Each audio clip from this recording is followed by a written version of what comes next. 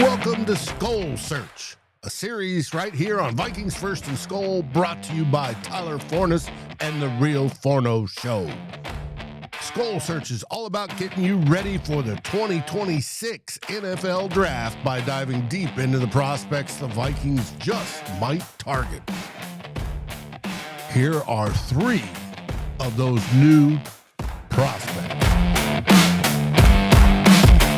Welcome back to another episode of SKOL Search. I'm your host, Tyler Forness. In this series, we are talking about all of the NFL draft prospects. So far, we've talked about a few defensive backs, including the ever-elusive Caleb Downs, who everybody's in love with. We talked about some running backs, and that includes Jeremiah Love. A lot of Vikings fans would really like to see Love in purple and gold this year, but he may not even make it to 18. And this next batch, we're going to talk about what I think, especially if they stay with the Brian Flores defense, is the most important position, and that's linebacker. Because when you take a look at what the linebackers are asked to do, they're tasked with doing a lot of different things. They are the main communicators for how this defense operates. They are blitzing, they're dropping into coverage, they are manning space, and they're doing a lot of different elements of this defense in a similar way to how like Andrew Van Ginkel and Dallas Turner are on the edge. They're setting the edge, they're speed rushing, they're stunting, and then they're dropping into coverage. They have a lot of responsibilities too.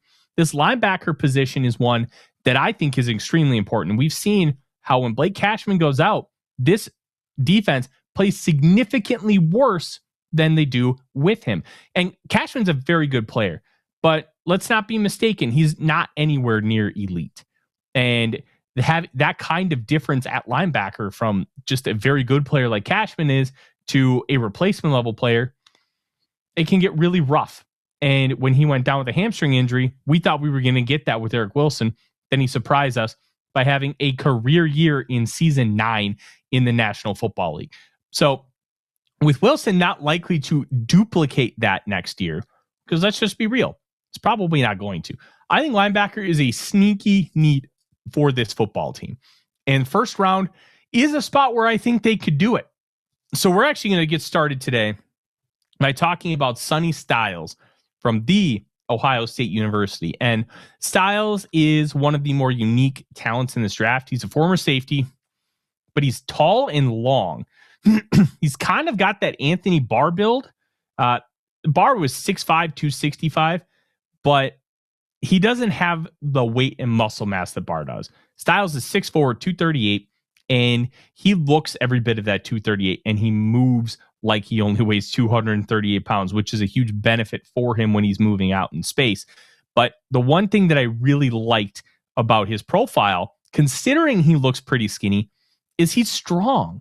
He's not going to be this elite edge setter. He's not going to be this guy who's going to pulverize offensive linemen, but he makes it very difficult to displace him. Makes it very difficult for you to move him aside and be able to advance to the second level, be able to displace him in zone, with blitzes, so you can kick him out of the hole so the run game can fit right through it.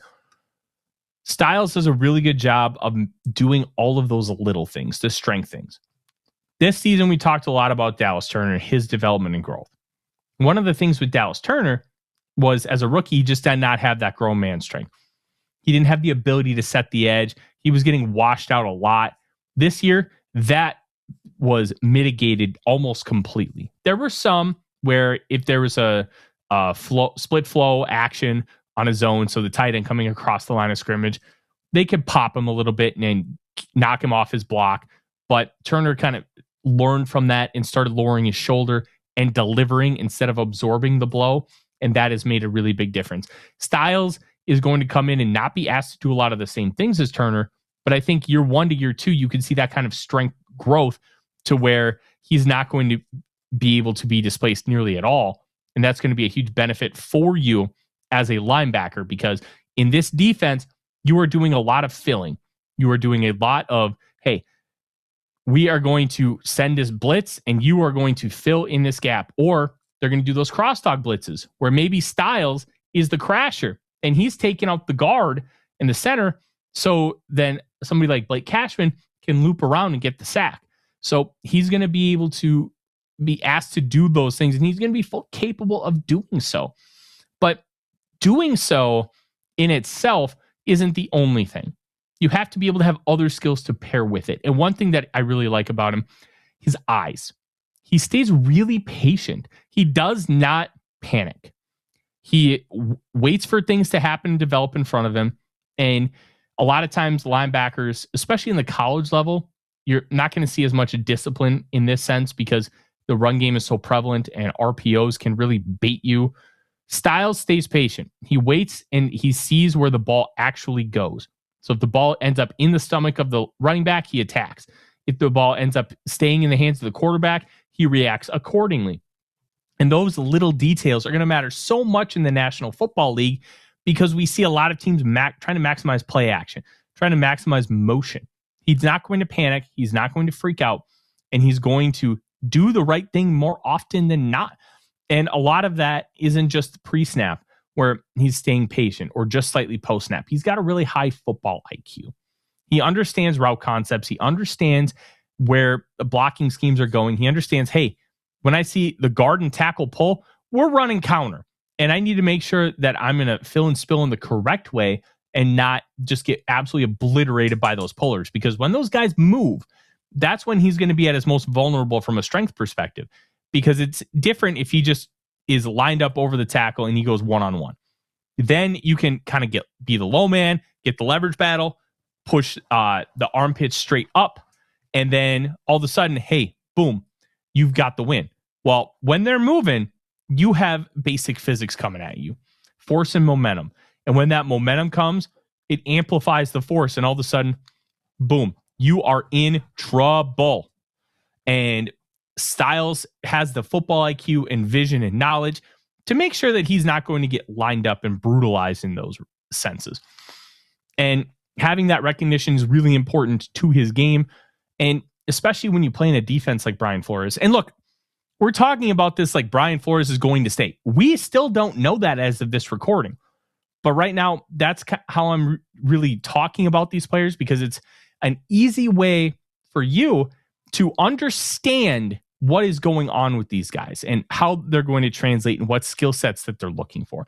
If they hire somebody like Raheem Morris, we'll have different conversations at that point. But I want you to, as the viewer, to be able to understand this as easy as possible from the information we currently know.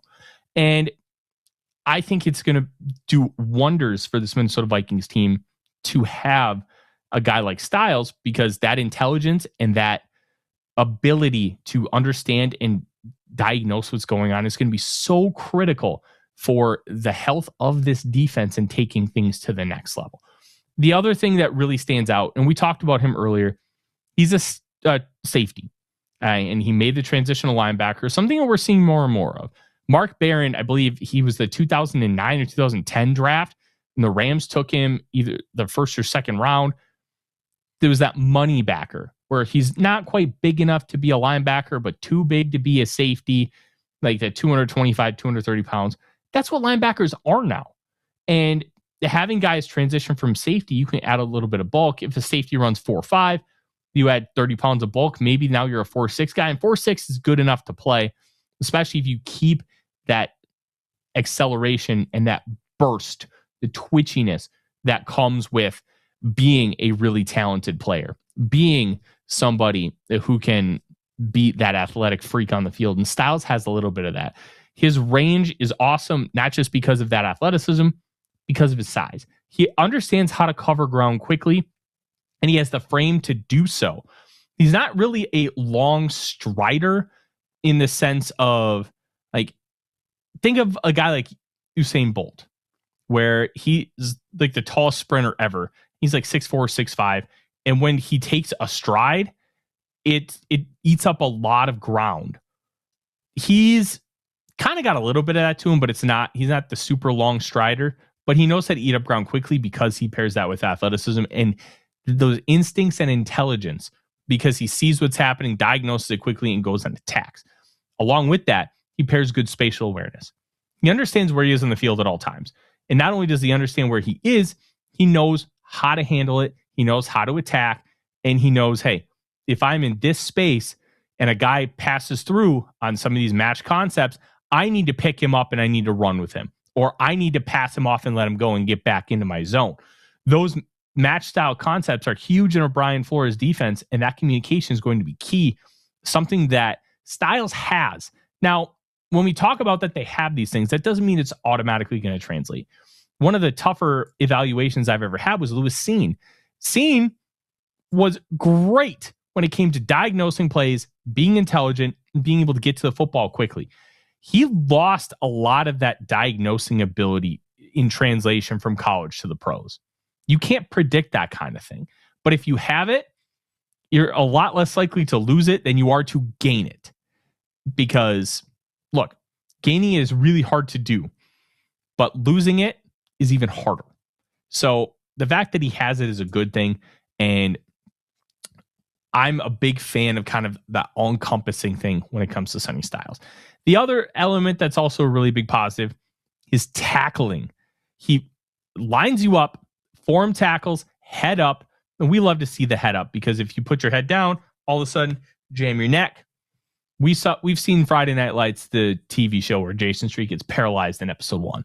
Nobody wants to see that on the football field, and he does so with good form. And he also has the strength to drive and deliver the blow. Those are things that you continuously want to see. He's not going to be one of those tacklers that just kind of lowers the shoulder and tries to pop you. He's going to get up, he's going to wrap, and he's going to take you down. And he'll do it in the hole. He'll be physical. He can do it in space. It doesn't matter. He's going to use that kind of technique consistently. And the one really nice thing was the first 13 games of this past year, Styles did not have a single missed tackle charted by Pro Football Focus. He had 2 against Miami, but some of that you could probably equate to, hey, Mark Fletcher is just a really good football player. And I think that's an objectively good thing when it comes to a guy like Sonny Styles. You want to see that kind of tackling ability, especially because you're going to take a linebacker in the first round. That dude better be able to tackle. You better be able to take things to another level. And Styles can do that, and he can change your defense from day one from that perspective. Now, even so, let's take a look at some of the weaknesses. He's not a perfect player. Now, one of the things is, even though he does a really good job and he's hard to displace, if you get the hands in the right spot and you pop him right here, he can get knocked back and you can win the leverage battle that way. I want to see that improve. And one of the things we talked about, especially with like Dallas Turner, he can improve those things by little small changes. And I think that's objectively a good thing. I think it's going to see improvement. He's going to get stronger. He's going to learn better technique. He's going to learn how to absorb those blows better. And we'll see that improve over time. Is it going to for sure improve? I'm not going to sell you oceanfront property in Arizona, but I believe that's something that we're going to see get better because he's going to get stronger. The last thing, he needs improvement in man coverage, where if he's one-on-one on a running back, that running back can out-leverage him pretty easily, and he can eventually, hey, like, I remember that play against the Rams in 24 where Kyron Williams just made Ivan Pace Jr. flow a little too much to the outside, and then he put his foot in the ground, cut inside for a Texas route, and scored an easy touchdown. You can manipulate space with Styles that way, and he needs to be better and more fluid with his hips and turn and run. That's going to get better. That's going to show improvement. Now, will it improve to the level where you can trust him in man coverage consistently? I don't know if you're ever going to get there with Styles in that sense, but I do think there's enough aptitude to where he can be competent enough where he's not a liability. And that's a really good spot to be, considering his best use is going to be in zone with that size and length and the athleticism to be able to impact throws and throwing lanes, something that Anthony Barr was so good at. And that's why Mike Zimmer prioritized him as a off-ball linebacker and not a pass rusher. Now, the overall grade with Styles, I really like a lot of what we're talking about here, but I'm gonna say this. There's one other thing that I want to talk about. His size can also get into, it can also be a deterrent for him. And one of the ways it does that is kind of with some of the pass rush moves. Those pass rush moves can be a little concerning. And he doesn't pass rush a lot, but when he rushes off the edge, it's almost like you see a lot of stiffness in the lower half, and he doesn't bend, and he's almost like trying to figure out, hey, I'm at the apex of the rep. What do I do here? He can get stacked a little easily, plays a little too tall and upright, and that becomes a really big issue for him. I want to see that improve. And if we can see that improve, it's going to take things to another level. Now, overall with Styles, I think you're going to get a plus starter right away. I think he could develop into a Pro Bowl player, maybe even an All-Pro. He's not too different from a guy like Jack Campbell out of Iowa, who was drafted 18th overall just 3 years ago, and he just made his first All-Pro team. So you take a guy like Styles, the hope is that he can get there and he can get there quickly. I think he's going to do a wealth of good for this Minnesota Vikings team if they were to take him, but they'd have to take him probably at 18. And there's a chance with the Bucs at 15, who desperately need linebacker, that they would need to jump them in order to get him. So he might be a pipe dream at this point, but I'm a really big fan of what he brings to the table. And you have that discipline, you have that ability to tackle, the form tackling, and his movement skills. I think you have a plus football player for a long time in Sonny Styles. Up next, we're going to talk about a guy that, I'm going to be honest, I just don't like as much. And that is Anthony Hill out of Texas.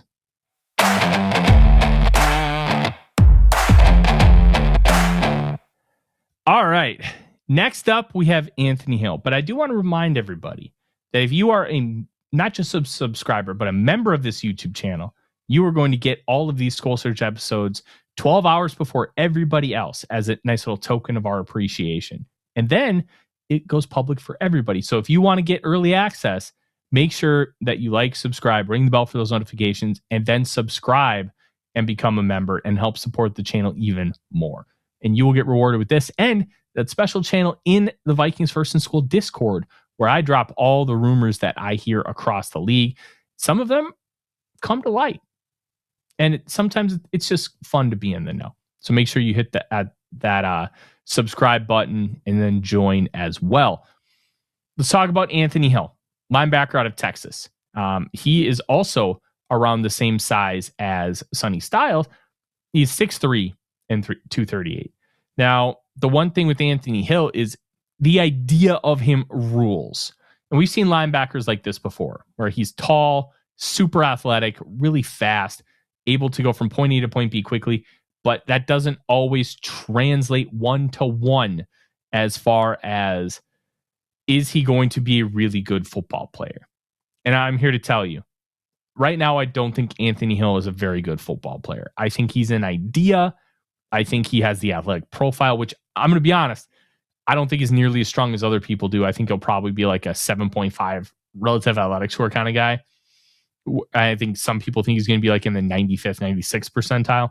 I don't see that kind of athlete on film, but Hill is just the kind of player where you just throw a dart on day 3 because he's got this build and profile where the idea is really good, but is he ever going to get there?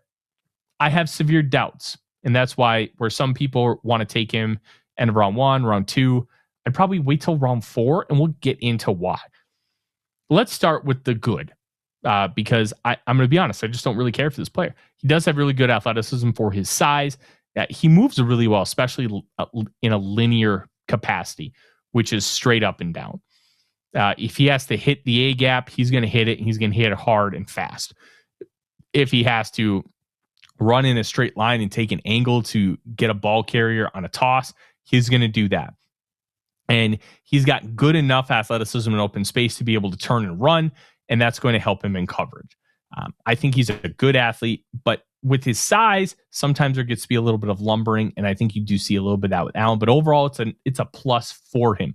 Second, the tackling for him is solid. He's very consistent with how he comes to tackle, and he's not afraid to get physical. He is not afraid to lay the lumber. He's not afraid to hit, drive, and stick. And seeing that from a linebacker really makes you feel a little nostalgic. Guys like Brian Urlacher, Ray Lewis, Zach Thomas, who are not afraid to just drive your ass into the ground. That's what you're going to see from from Hill. You're going to see a lot of that. And I think that's a good thing because when you're a linebacker, you need to be able to tackle. Safeties can get away with not tackling, especially the bigger ones. Corners can get away from not tackling. You can't not be a good tackler if you're a linebacker. And luckily for Hill, he is a pretty good tackler. The next thing that I like about him, he's got a solid football IQ. When he's in space, he does not make a lot of mistakes. He sees things really well. And when things are coming to him, he's doing a really good job of recognition and reacting accordingly. I think he understands the game at a high enough level where it's a positive for him. And I'm going to be real. That's something that you need as a linebacker. Unfortunately, that football IQ doesn't always translate into some of his actions because you can tell that he makes the right reads, but how he tries to get there is not. So let's talk about that because I have a lot of things that I don't like about him. First thing is run fits are inconsistent. He will just straight up pick the wrong gap. So if you're running like a zone play and you see, hey, I'm going to need to fit in the A gap on the right side. And if that's his fill, he's going to need to be able to get there. He'll just fill the other A gap and all of a sudden now a run just kind of bursts out. Those little details don't feel like a lot, but they add up quickly. And with a guy like Hill, that ends up being a problem. You can't continue to watch him do those little things and expect good linebacker play with any form of consistency. I don't love the fact that he will continuously pick the wrong gap. And especially when you need to run a disciplined style of defense against a lot of zone rushing teams in the National Football League. You pick the wrong gap like that against a Kyle Shanahan running back, they're going to gouge you. Not just Christian McCaffrey. Anybody behind him. They're going to put their foot in the ground. They're going to explode through the hole. And they're going to gash you for 20, 30, 40, 50 yards. You can't have that kind of poor gap discipline. It's just not something that you can deal with, especially in the National Football League.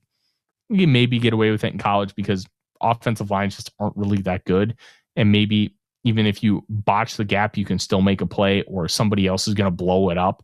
But in the NFL, they will gouge you for it and you will pay. Second thing I'm just not a big fan of, I think he struggles to shed blocks. When he gets latched on with the defender, you want to be able to kind of get your hands on him and be able to stack and shed. So if you're peeking over to the left and then, hey, you're going to see the running back go to the right, you want to be able to shed him, get him, take him down. He doesn't have that kind of strength profile. He's not the strongest individual. And being that he's so tall, you can get out leveraged pretty quickly because all it's going to take is you get stacked up and boom. I think you need to have a little bit more with that. I think you need to have, you need to get a much stronger strength profile. And we talked about it a little bit with Styles. He's kind of upright and he's a former safety. So he's probably a couple years from really being that type of player. But make no mistake about it, that strength profile is going to get him beaten up a little bit in the National Football League. I also think that even though he has the solid football IQ, he kind of bites on things pretty easily. Where if it's a fake, he'll take too hard of a step forward before he gets back into his back pedal. Or he will see a fake and he will just try and go chase it down. And all of a sudden, the quarterback is bootlegging to the other side. And it's just a few steps, but a few steps can be catastrophic on the course of a football field because of how twitchy and fast all these athletes are. I want to see him be a little bit more developed with some of that decision making. And if you don't, that can be something offenses will just pick you apart on, and they will just continue to drive it home and pick it apart and attack you and just brutalize you consistently. Ivan Pace kind of got brutalized a little bit in similar ways for the Minnesota Vikings, where you would try and get him to pursue to one side so you can be able to kind of backside block him and take advantage of him with leverage because he is a smaller player. Hill's bigger, and it's got a much bigger target in order to do that. I am not a fan of how poorly he will bite on some stuff, and especially because we'll get to the next one. He gets displaced easily because of that strength profile. And it kind of goes to the struggling to shed blocks, because once he gets hit, bada bing, it's bad. It's rough. It's not good. And I don't like a linebacker that can get displaced easily. I want to have somebody who's strong enough to hold their own. I don't need you to overpower an offensive tackle. I just need you to not get lit up. And too often I see he'll get lit up. And this is against college level tackles. What happens when he faces Trent Williams or Christian Darrisaw? Is he just going to get absolutely obliterated? That's probably what happens. And to me, that is a humongous red flag that I really don't want to have to deal with. The last thing with Hill, I think he over pursues a little too much in the run game. And overall, if you're over pursuing too much in the run game, that scares me. I need you to show that football IQ more consistently, and I need you to show it off literally just consistent. I know it's saying the same thing, but you see flashes of this brilliance, and then you see him just act like a complete bozo, and you can't do that. You have to stay consistent. You have to do these things, and Hill right now just doesn't have it. I have a late 4th round grade on Anthony Hill. It's 70.4. I don't think he's that good of a football player. I don't think he's somebody that I want to invest in long term. I don't think he's somebody that I want to take very high. If he's available round 5 where the Vikings have the Eagles pick, yeah, I'll take him there. I'll take that risk, because at the very least, I know I'm going to get a really good special teams player. But in round 2, I don't want to take that chance. I don't want Anthony Hill at 49th overall to all of a sudden, hey, I have to worry about this guy because he just does not have great eyes. He does not have great discipline. That to me is scary, because you're asking a day 2 player to be a contributor early and often. Carson Schweschinger is going to be on the all-rookie team, arguably defensive rookie of the year, as that 33rd overall pick by the Cleveland Browns at linebacker.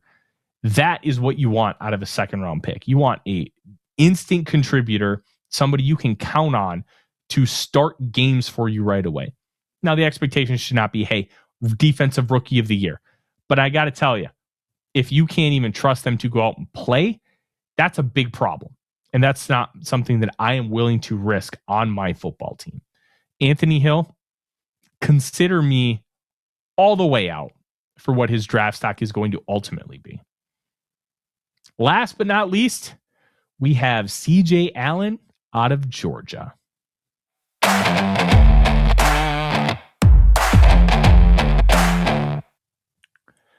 Our final linebacker here today is CJ Allen out of Georgia.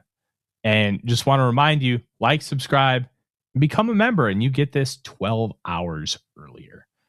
Allen, 6'1", 235 from the Georgia Bulldogs. And this level of Georgia's defense just isn't up to snuff from what we've seen in previous years. There's not this truly elite player on this defense. In fact, they really didn't have any truly elite players, unlike previous years. There wasn't a Jordan Davis, Jalen Carter, a Malachi Starks. But what we did have is a bunch of solid guys. And that talent pool that we've seen, where blue bloods like Georgia, LSU, and Alabama can just hold on to true freshmen for 2 years, and then they start as juniors, and all of a sudden the freaks that you lost just get reloaded and reloaded. That's not the case anymore. Those guys are transferring to other programs, and it levels the talent gap. And that's why we saw Indiana win a national championship. And we're recording the day after that game happened. So you're seeing that talent gap level out, and that's a really important factor here. Allen is the next guy who's going to be a 1st round pick from this Georgia defense, but he's not a truly elite player. So let's kind of talk about him. He's a very, very smart player when you watch him. He's got really good vision and football IQ, and he just looks like a modern day linebacker. Like from a size and build perspective, he's not too dissimilar from Roquan Smith. He's not Roquan Smith as a player, but just visually, that's what he kind of looks like when he stands on the football field. So he's a modern day linebacker. Dave and I were talking before recording that back in the day, linebackers were huge. You had those big shoulder pads. Even Zach Thomas was like 5'10", 5'11", had these huge pads, and he appeared to be just this massive human being. That's just not the case with modern day linebackers anymore. You are athletic, you are fast, and if you run like a 4.7 or 4.8, you are 2 downs or special teams only. Allen is going to give you plus athleticism for the position. He's probably going to run in the high 4.5s, low 4.6s, which is where you would prefer to be. Ideally, you're faster than that. And if he runs in the low 4.5s, that's going to be great. But he's going to give you just enough from that perspective. And he moves really well when he is in space. A great zone linebacker. He understands where he's at all times, and he knows how to manipulate space, and he knows how to read the quarterback's eyes and attack things that they want to attack. He's not going to let running backs get past him. He's not going to let them do a whole lot else. And he's going to be able to read the quarterback and attack the football. In turn, that vision in that ground and spatial awareness comes into play when it comes to zone concepts. He does not let traffic murky him up. He keeps himself clean, and he kind of almost laterally moves down to the line of scrimmage to be able to make some of these plays.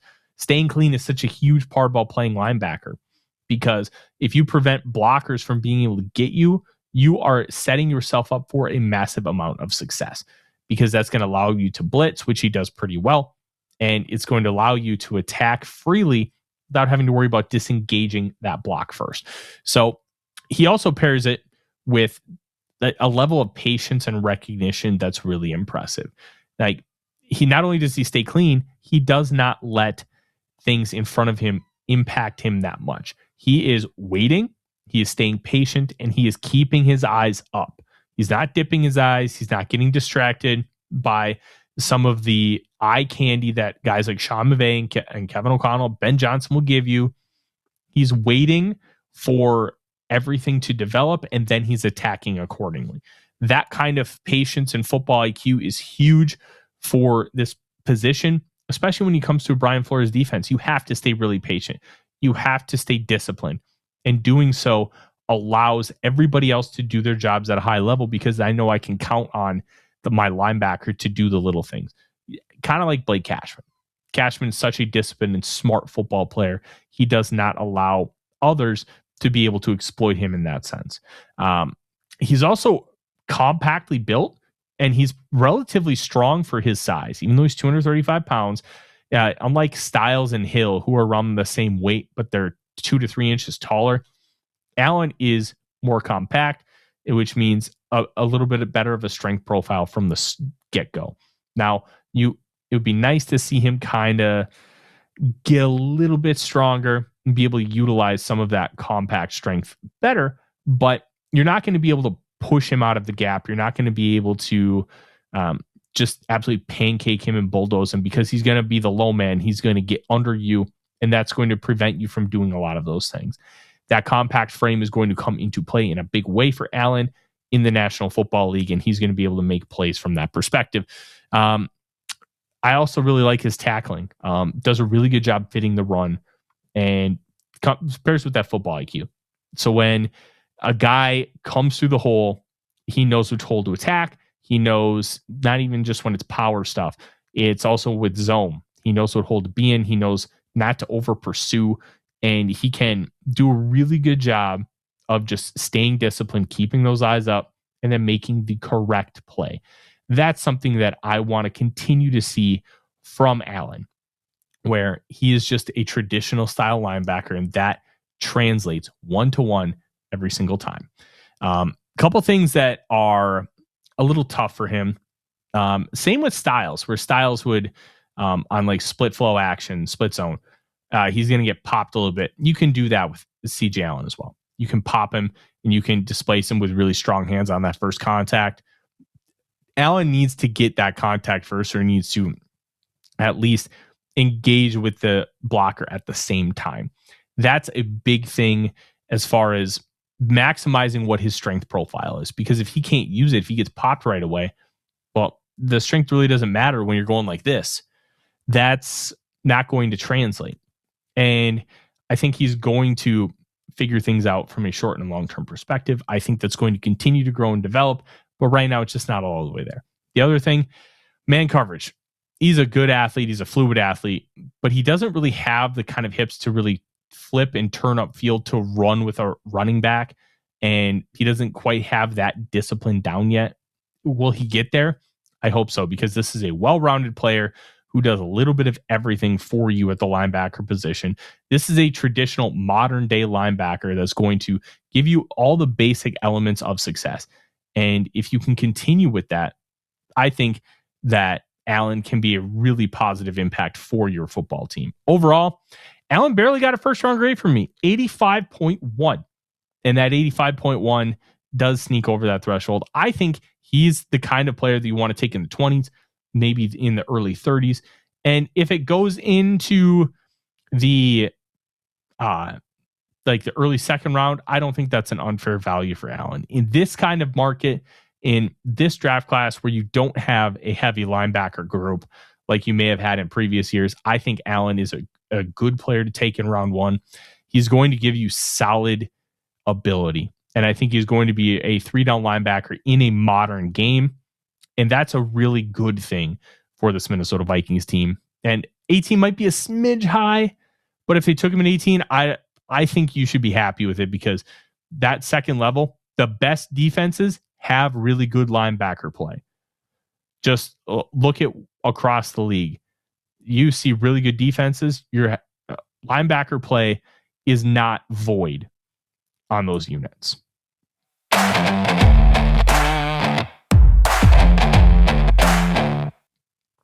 Thank you guys so much for watching another episode of SKOL Search. We are now 12 players deep in this class with this series, and we're going to continue. We've got cornerbacks lined up. We're going to have a bunch of wide receiver talk, because I am tasked at AZ Sports of writing the wide receiver draft profiles, which means we're going to have stuff to talk about. And even though Jordan Addison had his charges dismissed, or excuse me, the attorney declined to file charges, there's still a chance that he does not return for the Minnesota Vikings. So maybe one of these guys is going to end up a Viking. Who knows? There's a lot of things that can happen, a lot of things that can change over the course of the offseason. And we're going to be here profiling all of it for you here on Vikings First and SKOL with our SKOL Search series, trying to find the next great Minnesota Vikings players. I'm Tyler Forness. Thank you so much for joining. Please hit like, subscribe, and ring the bell. Become a member to get these videos 12 hours early.